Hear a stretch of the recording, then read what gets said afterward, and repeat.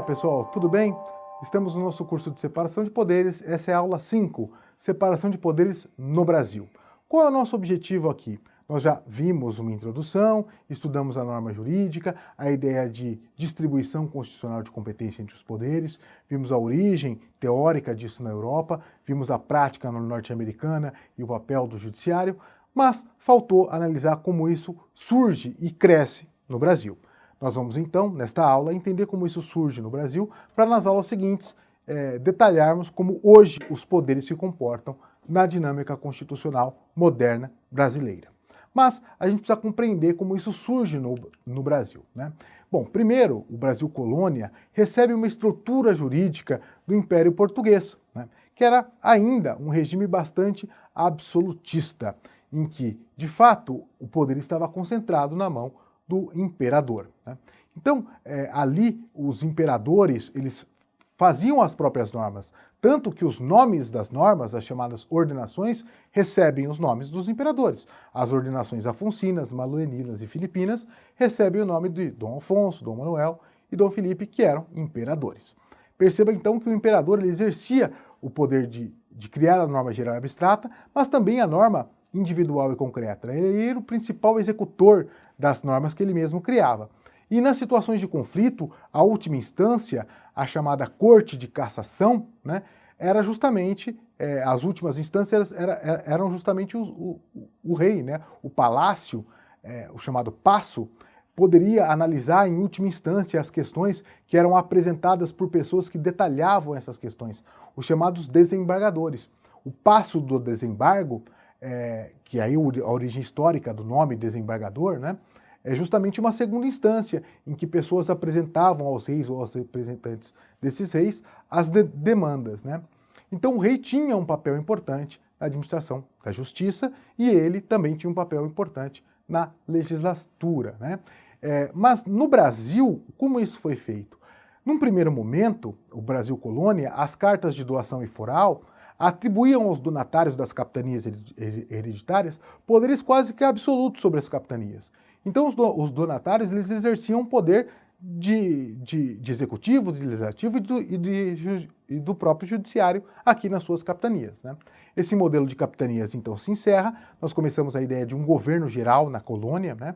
E aí, nesse governo geral, o governador geral, né, ele exerce esse papel de supremo gestor aqui da colônia, sendo ele o poder executivo. O ouvidor geral exerce o papel de judiciário, né?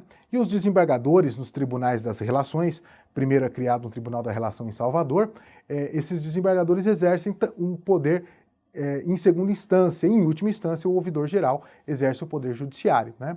Depois cria-se, né, com a vinda da corte para o Brasil, a Casa de Suplicação, o desembargo do Paço, aqui no Rio de Janeiro, e então nós começamos a ganhar, o Brasil que deixa de ser colônia passa a ser um império, começa a ganhar um status maior, né?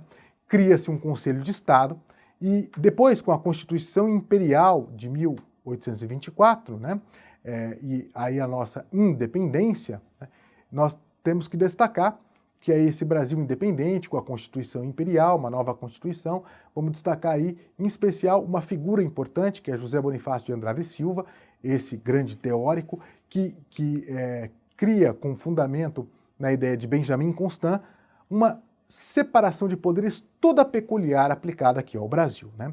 O Brasil, então, inspirado por essas ideias de Montesquieu, pela prática norte-americana do caso Marbury versus Madison que vimos lá em 1803, pela Revolução Francesa, pelas ideias de Montesquieu, cria a sua Constituição Imperial, ainda concentrando muito poder na mão do imperador.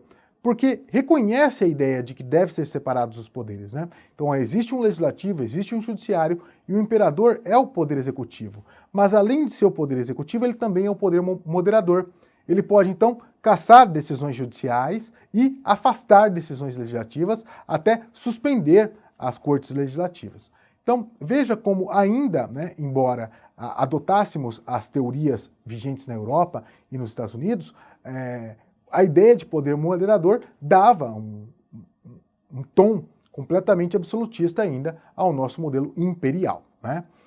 Graças a essas ideias, então, Dom Pedro I, né, ou Pedro IV lá de Portugal, tem um poder ainda mais absoluto em razão ali do poder moderador, né? Essas ideias do poder moderador são muito fundamentadas no Henri Benjamin Constant, que foi um grande teórico, né, que estudou esses temas e aplicou ao nosso modelo imperial, né? Bom, depois do Império, com a Constituição Republicana de 1891, o modelo norte-americano foi uma grande influência, né? Em especial por uma figura que para nós é muito importante, Rui Barbosa de Oliveira, o grande Rui Barbosa. Rui Barbosa, a Águia de Aia, como era conhecido, né, teve grande influência no modelo norte-americano e foi um dos responsáveis por pensar a Constituição Republicana de 1891. Ela é bastante diferente da Constituição anterior, a Constituição Imperial, porque adota primeiro um modelo republicano, que é um modelo norte-americano, adota um modelo federalista, que é um modelo norte-americano, e adota o modelo de judicial review, o modelo de controle judiciário, né? Que é aquele modelo que vimos no caso Marbury versus Madison, que apresenta ao judiciário a possibilidade de controlar os excessos do legislativo e do executivo, caso eles ofendam a Constituição. Esse modelo republicano cria também, tal qual o modelo norte-americano, justiças estaduais e federais. E surge, né, a ideia do Supremo Tribunal Federal, substituindo as antigas cortes de cassação, né, que existiam lá no Rio de Janeiro. Então, e esse Supremo Tribunal Federal era aquele que, em última instância, daria a interpretação da Constituição. Então, olha que interessante esse modelo republicano apresentado lá em 1891. Aqui surge, então, né, no Brasil de forma mais definitiva, com a República, a tripartição de poderes, mais enfaticamente, né?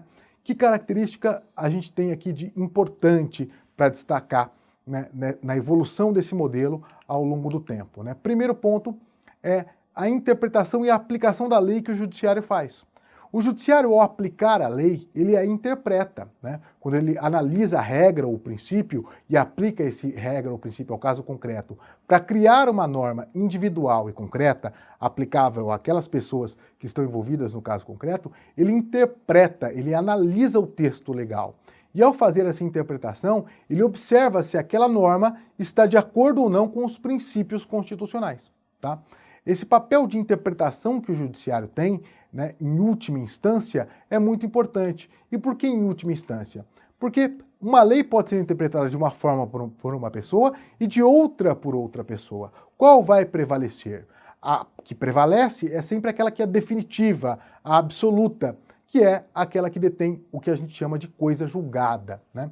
A coisa julgada é uma característica da decisão judicial. Então, diferente das interpretações do executivo, as interpretações e aplicações do judiciário têm uma característica de definitividade, né? Portanto, serem postas e imodificáveis. Esse papel da coisa julgada é uma característica da decisão judicial, né? Agora, é claro que o judiciário também tem que ser freado, ele tem que ser controlado. E as estruturas de controle, de freios e contrapesos que se aplicam, na medida em que o próprio judiciário é um controlador, ele também tem que ser controlado.